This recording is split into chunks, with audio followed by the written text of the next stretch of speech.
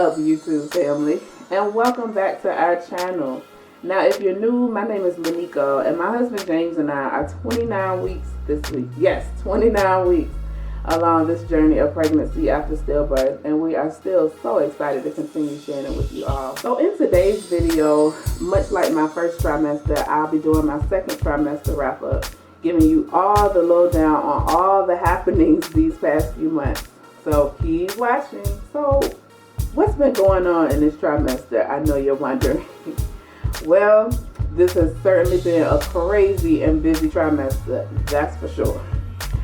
So I started back working this trimester, and so my schedule has been a bit hectic. I know y'all seen that, and I've just had a lot to get used to when it comes to working. And somewhere in that busy schedule, we have just continued to have tons of doctor's appointments. So as you know, second trimester has had us seeing doctors every 2 weeks. We have our regular OB, and then we have our high-risk midwife. And so in these appointments, though, things have been going very well for the most part. I've had to complete 2 glucose tests. I know, right? I mean, which normally would have just been 1. But when you're high risk, everything doubles. So thankfully, though, I passed both of them with flying colors. Another major happening for us this trimester was being diagnosed with placenta previa. Now, I've discussed that in full detail in one of our previous videos, and so if you would like to hear my thoughts and feelings on that, I'll link the video up here for you so that you can watch that. Now, I've not provided any updates on that situation, but since our initial diagnosis of placenta previa, we've been back to the high-risk midwife twice. The first time, the diagnosis had not changed, even despite the confidence our midwife had that it would. She was very confident that it would. My placenta, it just had not moved, so it stayed in the exact same marginal position that first time back. The second visit, though, thankfully, we got cleared of it, and the placenta had moved out of the way on its own. The doc said basically that by baby girl moving into position, basically it forced the placenta into a more optimal position. So we are so grateful for that. Braxton Hicks and leg cramps have also been members of the party this trimester. I've been experiencing some pretty good BH contractions, and I mean, it's just a reminder really of how far along we are and how close to the finish line we are. The doctors say that they're completely normal, so all is well, and I mean, that's been great. Now, some of you have asked me about my appetite and how my appetite's been by this point, and if things had really kind of gotten better from the first trimester when I was just sick. And yes, things have changed on some fronts. I mean, I've gained an appetite back, but it's been a really weird one. Around week, I think 18, because I still spent the first part of the second trimester not being in this glorious honeymoon phase of pregnancy yet. So around week 18, I started desiring to eat, but only very simple dishes that was cooked at home. Eating out was just too unbearable, and I just couldn't stomach it. I only wanted fresh fruits and vegetables for quite some time, and I also made my husband make me these pots of this hearty vegetable soup that he just does so well. Any food basically that was like fatty or greasy was an absolute no-go for me. I mean, at one point, baby girl was only letting me eat fresh veggies and fresh fruit, and that was really about it. So, I mean, to say the least, it's been quite interesting. On another note, we have had a pretty eventful November season, as you all know. So in the early part of November, we had my birthday, we had our anniversary literally 2 days apart from each other. So basically way back when, we planned this beautiful anniversary trip with a fantastic travel agent, by the way, that we were going to have to commemorate our 5th anniversary, our 5th wedding anniversary. Well, soon after that, baby was discovered. So our lovely birthday / anniversary trip turned into a baby moon. But not sadly though, because I mean, it still turned out to be just as fantastic of a trip, even with a baby on board. We also captured that trip too in a vlog, so if you want to go back and catch that, I'll also leave the link up here for you to do that. The other major November happening was, but of course, our official Thanksgiving gender reveal.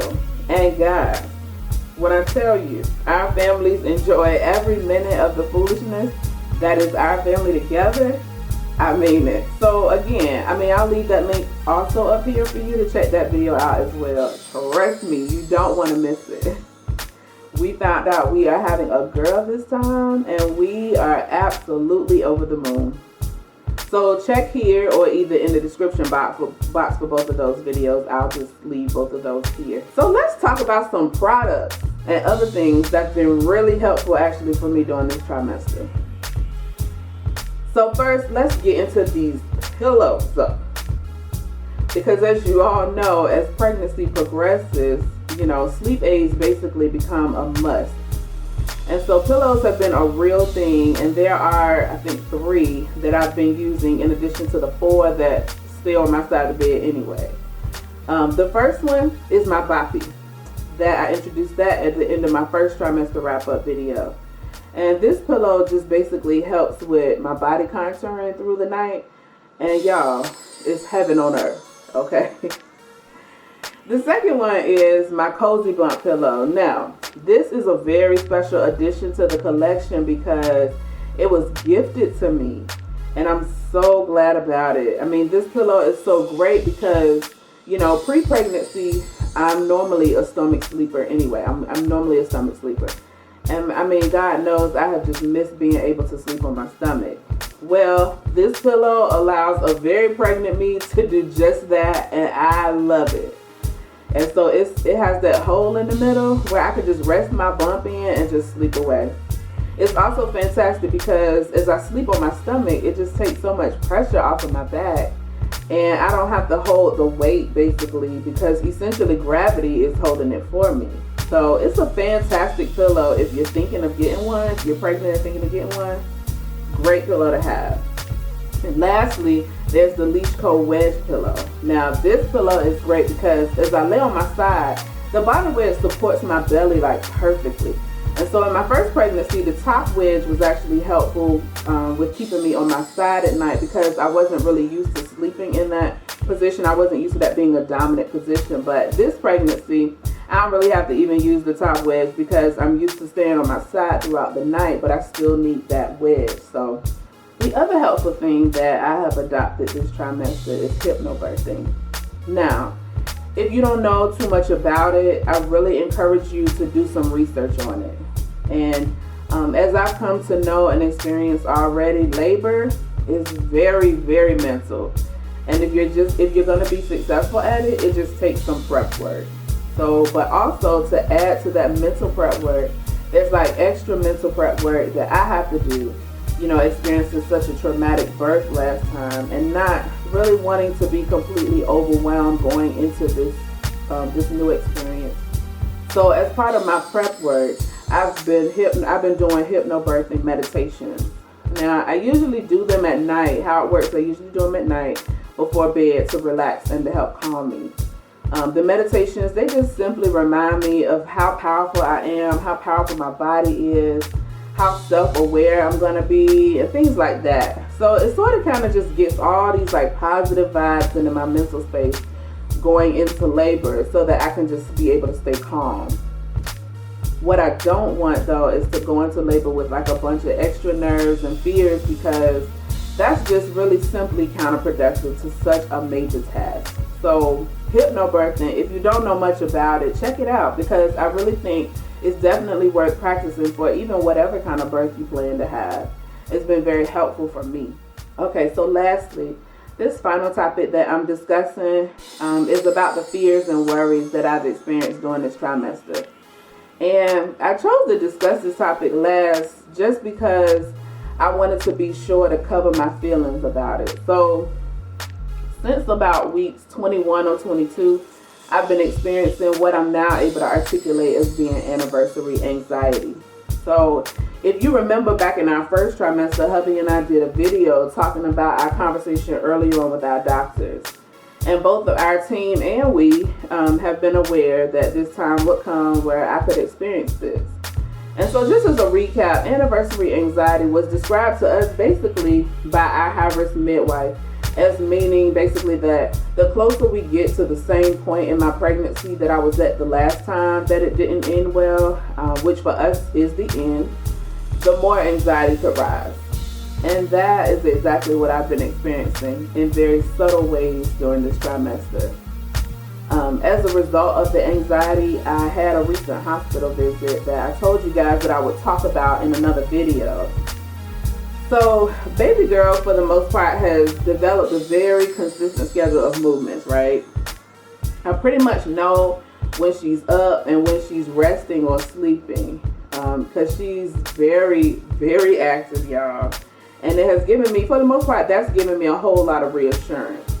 But one morning when I woke up, I just had not felt her movements the same way, and it got me really nervous. So I didn't want to waste any time at all waiting, because that's what I did last time, and it just brought back memories. And so my nerves got the best of me, and it just basically sent me to the ER.